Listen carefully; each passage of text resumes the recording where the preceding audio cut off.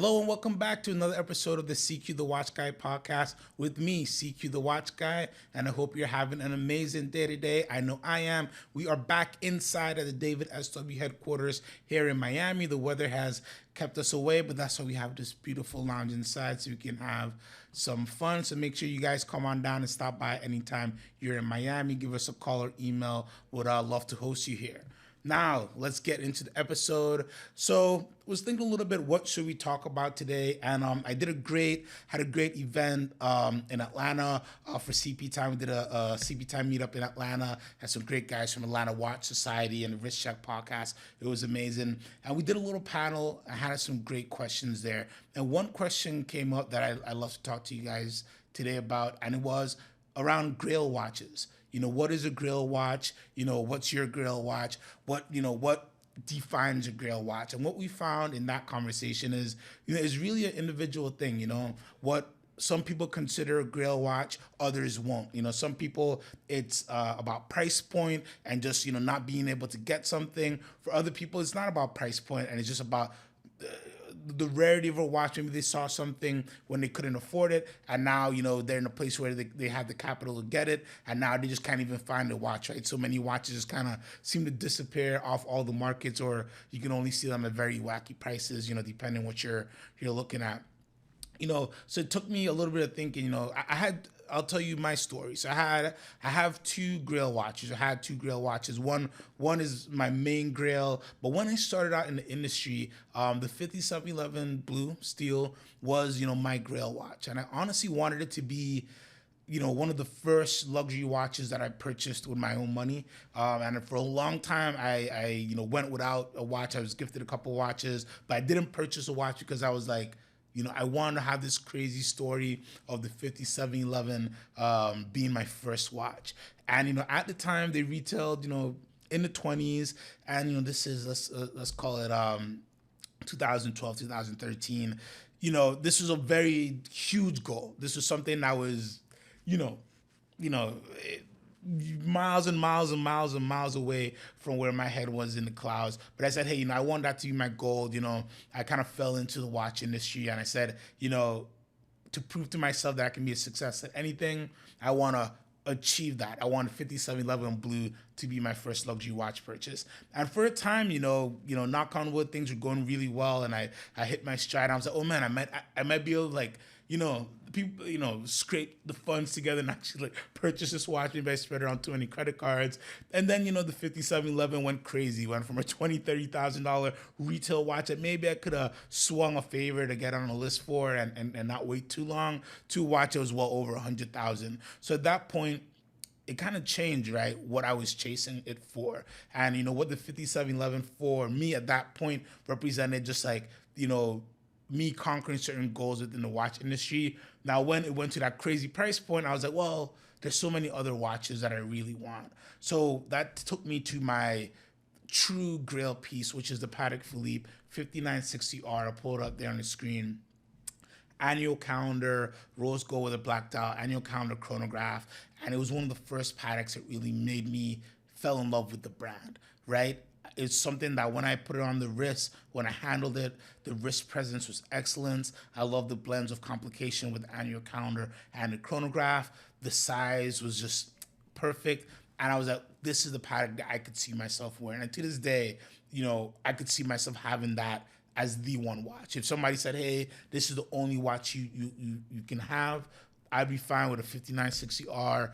Give me, a bunch of different straps. I go strap crazy for sure, but I just love that watch so much, and it means so much to me. So the day that I get that watch in my collection, I'll be amazingly happy, and I won't take it off for a very long time. So just to wrap that up, I think a Grail watch, the only true definition of a Grail watch should be a watch that you can see yourself getting in your collection, but you never wanted to leave. And no matter what the price point, you just have to have a special meaning for you, because, this collecting hobby is so individual, just like a fingerprint. While we all may like a similar watch, we all have different reasons for liking that similar watch. So I want you to do a little bit of reflecting and tell me, what is your Grail watch? comment down below, shoot me an email, sequan@davidsw.com. I would love to know what your Grail watch is.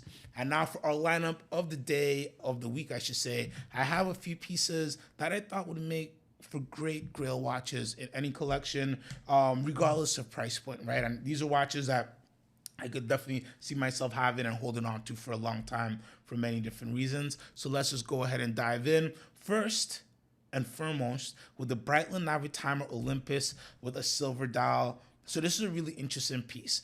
These came out in the early 2000s, where you find some very unique Breitlings. So it's a Navitimer. So you got the slider rule, the E6V, to help you navigate things. But what I love about this is the complication. So it's not a full perpetual calendar, but you could call it a semi-perpetual calendar. You're gonna reset it adjust it every 4 years. So on a leap year, you adjust it. Beyond that, it knows everything. You have the month, the date, the day, a moon phase, of course, the slide rule as well. So you have a super complicated Breitling, super complicated piece. I have it here for $49.75. No papers or box, but that's okay to get all this amazing complication for under $5,000. I mean, under the price of a modern date, just 36. You're getting such bang for your buck. And this is one of those pieces where, for me myself, this is something that I saw different versions of, and at higher price point, closer to retail and things like that. And now at this age, I can circle back and I see this for under $5,000, and I'm like, I honestly want to pick it up right now, right? I'm gonna try to give myself some discipline. But if this is hanging around, by holiday season, I might take this home because it's such a great value. It's one of those things where you don't see pieces like this every day. We just have great heritage, great brand, great complication, and just a great find, to be honest with you.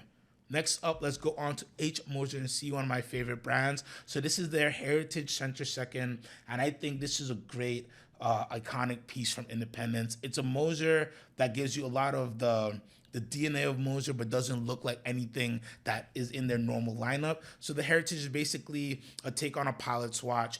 Beautiful lume global light numerals there, and a beautiful blue fume dial that just goes a beautiful gradient from a nice navy in the middle, and it goes to deep midnight blue at the outer edges of the dial. Gorgeous watch. Love it on this strap, but you can have a lot of fun putting this on a deep navy strap, even like different browns and things like that. Just a unique piece, in-house movement, great independent brand. And again, you're getting this at or under retail. We have for $11,875 for a full set in excellent condition.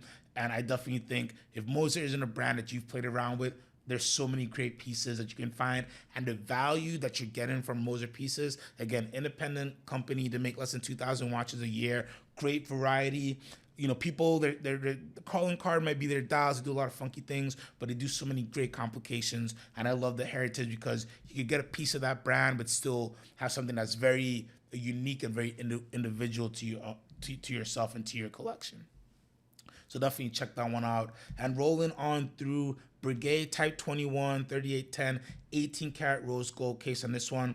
I'm a fan of Brigade's, and I'm a fan of their marine watches, and I'm a fan of their Type 21 pilot watches as well, because when we think of Brigade, we think traditional, we think classic, we think tourbillon, we think all these great things. So I love when you have a brand that means all these things, but we put it in all that good love in a sporty case, and that's what you have in the Type 21. Traditional, pilot watch for the Type 21, but with the 18 karat rose gold case, and it's kind of like charcoal gray dial, gives you really good contrast. And again, you get a piece of a great brand. You get something that not many people will have, will kind of go under the radar for the brand. And again, why I call it a Grail, this is something that, you may have seen at retail at a higher price point. You get to circle back. You get a great piece. Chronograph pilot's watch, 18 karat rose gold, asking price $13,875. So great watch, I think people should take a look at. And Brigade in general, there's so many fun pieces that you can have, and really, really good bang for your buck pieces. Rolling on into Rolex Town, we have the Rolex 126715 CHNR, or as I call it, the King Root Bear in Ever Rose Gold. When these came out, I instantly fell in love. I really wanted them on a Jubilee bracelet, but I love it on the Oyster as well. And now these are trading right at or under retail. Big, beautiful 18 karat Ever Rose Gold case, GMT, black with that chocolate, black and chocolate on the GMT bezel there. I don't really need to say that much. It's a great looking watch. If you love rose gold, if you want a heavy hitting piece, if you want something to crown your collection without going into the six figures, the GMT King Root Beer, as I call it, I think hits all the nails on the head. And I have yet to see it on somebody's wrist that it didn't just absolutely look great on. And next up, one more Rolex before we go. When we're talking grails, you got to put a little platinum in there. So you have the Rolex Day-Date 240 platinum with the ice blue dial. This is a classic smooth bezel, and it is perfection.